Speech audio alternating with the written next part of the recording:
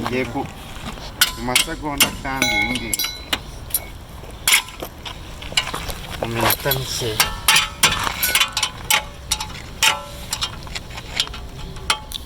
urahita ikiboko uzi ko ba si umukobwa kubwe ngo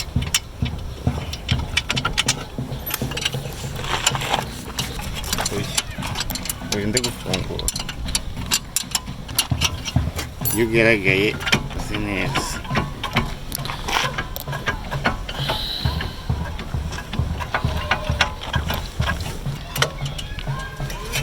ubonye ukuntu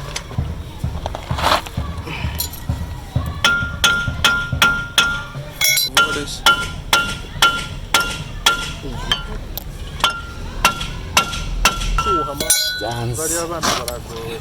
none ubu ikigiye gukorwa bari n'iki kubona atatu bakabona ngahe ngo bagiye ku ako bigana Provizwa.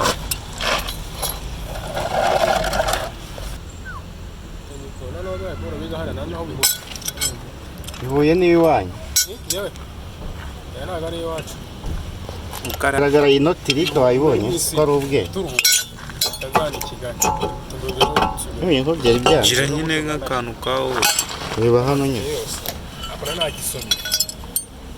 reka da ahubwo ngewe wadi ntazi narayisomeye neza ntabwo aragahora ngaho